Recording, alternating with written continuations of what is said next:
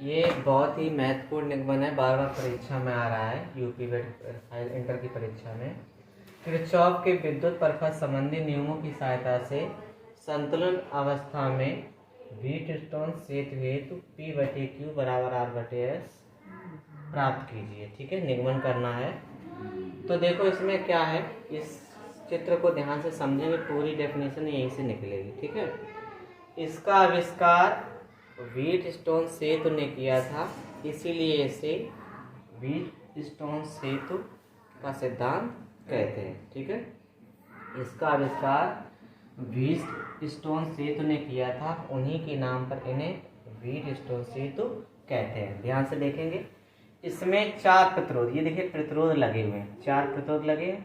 इसमें 4 प्रतिरोध P, Q, R, S को श्रेणी क्रम में, कौन से क्रम में? श्रेणी क्रम में जोड़कर एक चतुर्भुज बनाते हैं। ABCD क्या बनाते हैं? हम एक चतुर्भुज बनाते हैं। क्लियर है?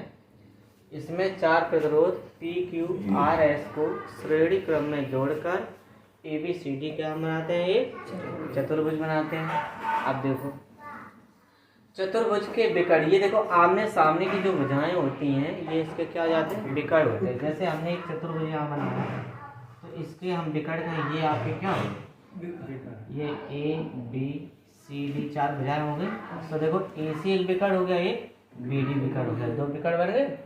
तो यहाँ पर क्या है, वही चीज यहाँ पर देखना है कि विकर्ण AC के मध्य एक सेल E तथा प्लग कुंजी केवल लगाते हैं। ठीक है, विकर्ण AC के मध्य एक सेल E तथा प्लग कुंजी केवल लगाते हैं। दूसरे विकर्ण B व D के मध्य एक धारा मापी G तथा प्लग कुंजी K2 लगाते हैं। ठीक है, दोबारा से रिपीट करो कि इसका आविष्कार व्हीटस्टोन सेतु ने किया था, उन्हीं के नाम पर इसे व्हीटस्टोन सेतु कहते हैं। इसमें 4 प्रतिरोध P, Q, R, S को श्रेणी क्रम में जोड़कर ABCD एक चतुर्भुज बनाते हैं। चतुर्भुज के विकर्ण A व C के मध्य एक सेल E तथा प्लग कुंजी K1 लगाते हैं। चतुर्भुज के दूसरे विकर्ण B व D के मध्य, B और D के मध्य एक धारा मापी G तथा प्लग कुंजी K2 लगाते हैं। ठीक है, इसके बाद में अब चतुर्भुज के ये जो P, Q, R, S चारों प्रतिरोध हैं, इनको इस प्रकार समायोजित करते हैं कि सेल E द्वारा धारा परपथ में, सेल E द्वारा परपथ में यानी धारा मापी G में कोई विक्षेप उत्पन्न ना हो। अगर कोई विक्षेप नहीं होगा, कोई हलेगा डुलेगा नहीं, तो इस स्थिति में जो सेतु है वो कैसा कहा जाएगा? संतुलन अवस्था में कहा जाएगा। यही हमें सिद्ध करना है, P/Q बराबर R/S, ये हमें प्रूव करना है। ठीक है, चलिए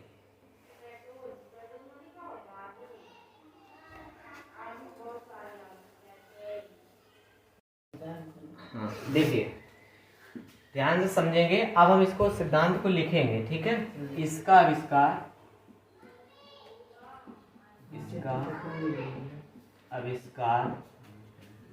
व्हीटस्टोन सेतु ने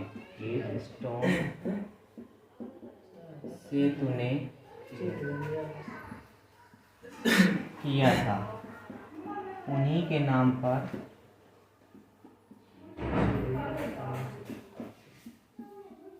इसे व्हीटस्टोन सेतु कहते हैं।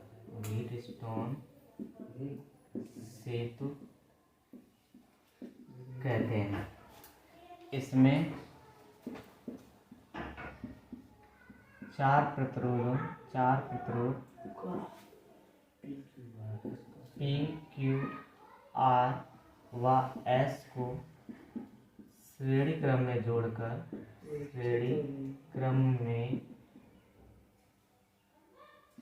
जोड़कर ABCD एक चतुर्भुज बनाते हैं।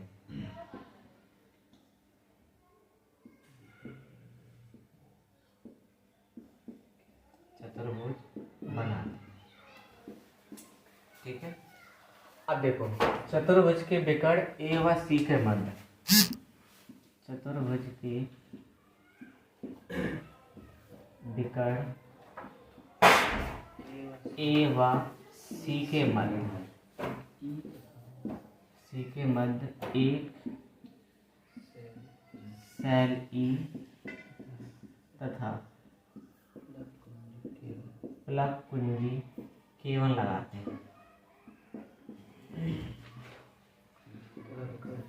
लगाते हैं। विकर्ण तथा विकर्ण बी व डी के मध्य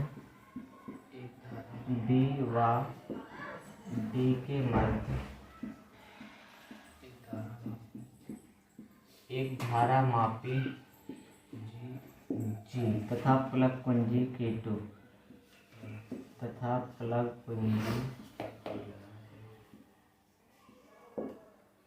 K2 लगाते हैं। ठीक है। अब चतुर्भुज की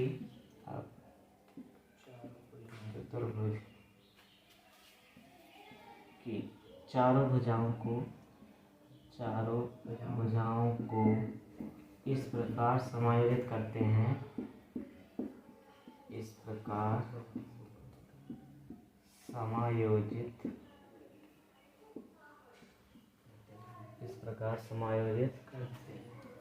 करते हैं कि सेल द्वारा परपथ में प्रवाहित धारा प्रवाहित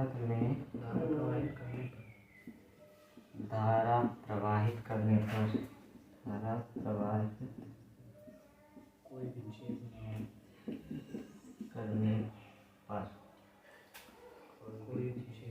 कोई विक्षेप ना। अभी हमें देखिए क्लियर आ रहा है। ठीक है। इस स्थिति में सेतु संतुलित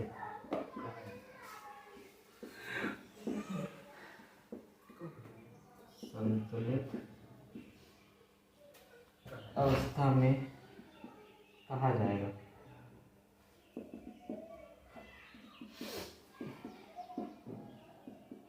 ठीक है। तो हमें सिद्ध करना है P/Q बराबर R/S। चलिए, ये अभी आगे हम सिद्ध करेंगे। इसकी इतनी ये भाषा हो गई, ये चीज़ आप लोग नोट कर लीजिए। ठीक है।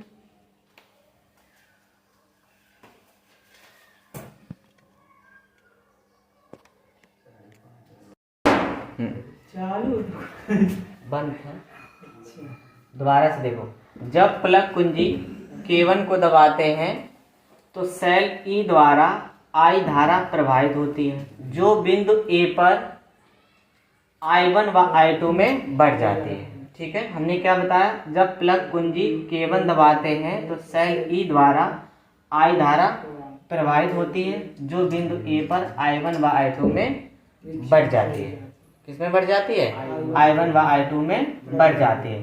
अब देखो, विकर्ण ये जो BD है, इसमें जब PQRS को, अब क्या करेंगे, चतुर्भुज के जो प्रतिरोध है PQRS को इस प्रकार समायोजित करते हैं कि धारा मापी जी में धारा प्रवाहित करने पर कोई विक्षेप ना हो।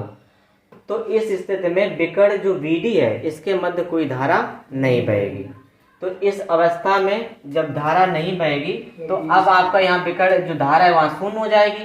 अब देखो, विकर्ण भुजा BC में I1 धारा वही बहेगी जो भुजा AB में बह रही है, और भुजा DC में वही धारा I2 बहेगी जो भुजा AD में बह रही है। ठीक है। चलिए, अब इसको लिख लेते हैं। जब प्लग कुंजी K1 को दबाते हैं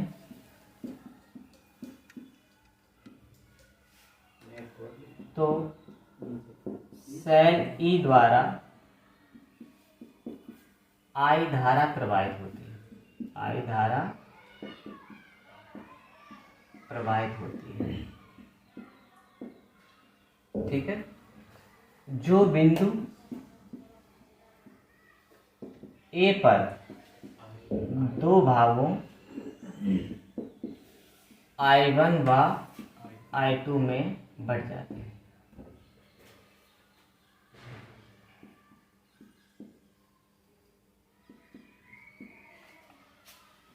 या तो हम यहाँ सीधे लिख सकते हैं, जो बिंदु ए पर I1 व I2 दो भागों ना लिखकर यही लिख दो, जो बिंदु ए पर I1 व I2 में बढ़ जाती है, ठीक है, या बहती है, ठीक है। चलो ऐसे लिख दो, I1 व I2 में बढ़, ठीक। अब देखो विकर्ण अब चतुर्भुज के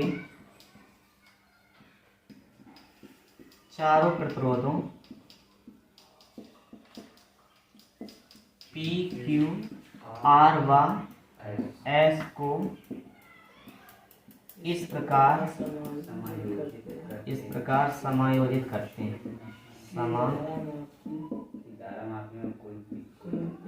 करते हैं कि धारामापी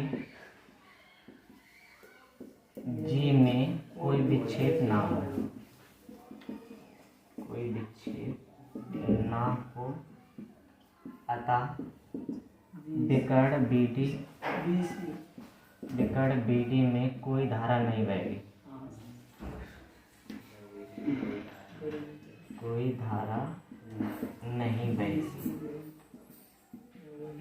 ठीक है। अब भुजा BC में I1 धारा, भुजा BC में I1 धारा वही बहेगी जो भुजा AB में बह रही है,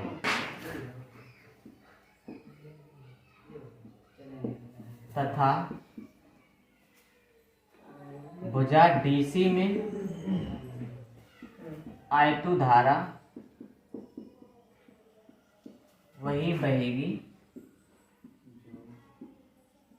जो भुजा किसमें, जो भुजा AD में बह रही है, जो भुजा AD में बह रही है, ठीक है। तो ये तो भाषा होगी इसकी, ठीक है। चलिए इतना नोट कर लो, फिर साफ करते हैं।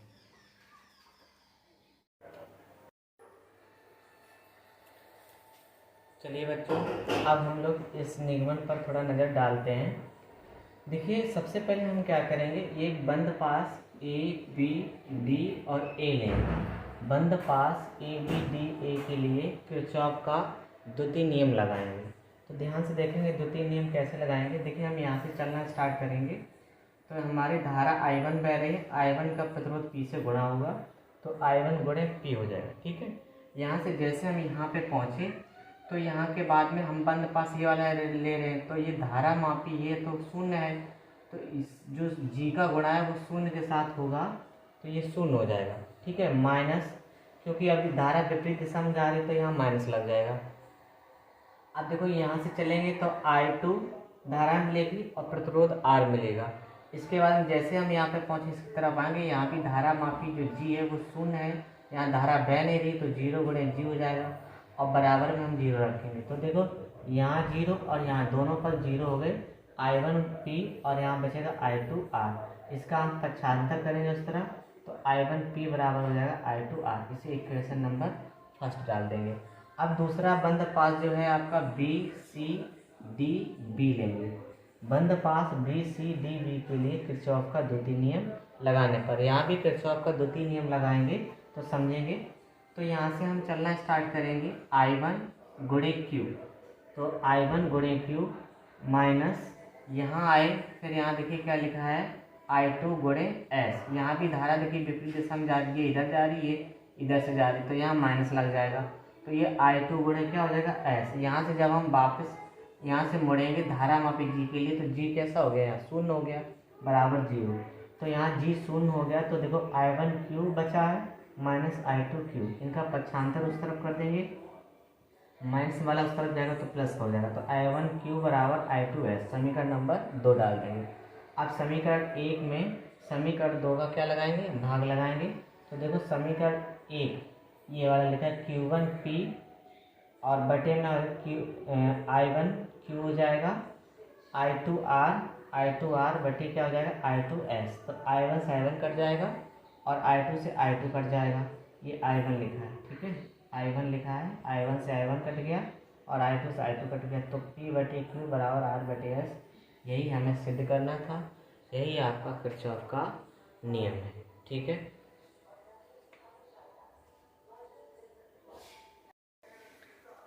ठीक है, उम्मीद है आपको ये क्लियर हो गया होगा। अब एक बार फिर से हम संपूर्ण पे नज़र डालते हैं। तो इसकी हमने भाषा क्या लिख पाई थी, इसे व्हीटस्टोन सेतु कहते हैं। ये चित्र जो है आपका व्हीटस्टोन सेतु का है, स्टोन सेतु, ठीक है। इसका आविष्कार व्हीटस्टोन सेतु ने किया था, उन्हीं के नाम पर इसे व्हीटस्टोन सेतु कहते हैं। देखिए इसमें 4 प्रतिरोध P, Q, R, S को श्रेणी क्रम में जोड़कर ABCD एक चतुर्भुज बनाते हैं। अब देखो चतुर्भुज के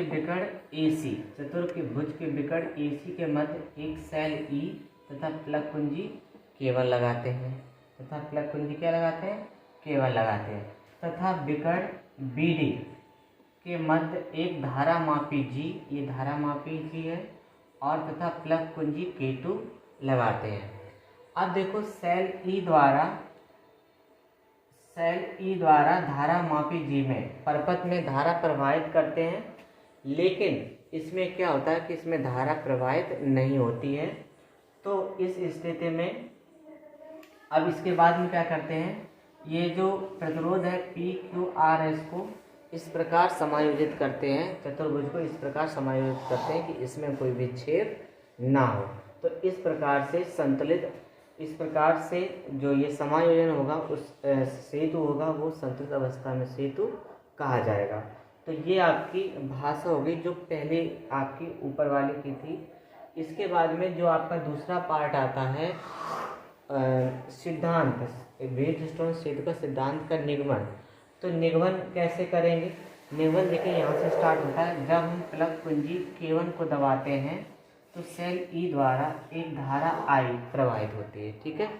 जब प्लग कुंजी K1 दबाते हैं तो सेल E द्वारा धारा I बहने लगती है, जो बिंदु A पर 2 भागों में बढ़ जाती है। जो धारा 2 भागों में बढ़ जाती है, एक I1 एक I2। अच्छा, जो धारा I1 है ये क्या है, यहाँ पर एक धारामापी G लगा है। धारामापी G जो विकर्ण BD है, यहाँ पर धारा नहीं बहेगी। यहाँ जब धारा नहीं बहेगी तो ये धारा कैसे हो जाएगी, शून्य हो जाती है। अब हम क्या करते हैं, P, Q, R, S इन प्रतिरोधों को इस प्रकार समायोजित करते हैं कि इसमें कोई विच्छेद ना हो। तो इस स्थिति में हम क्या करते हैं, जो भुजा BC में वही धारा बहेगी जो भुजा AB में बह रही है, तथा भुजा BD में यानी कि DC में वही धारा बहेगी जो धारा I2 में बह रही है। तो ये चीज़ आपकी इसकी भाषा होगी। इसके बाद में हमने आपको निगमन करवाया है, निगमन किस प्रकार से आपका करवाया है आपको अच्छे से समझ में आया होगा। आज के लिए फिर इतना ही, थैंक यू।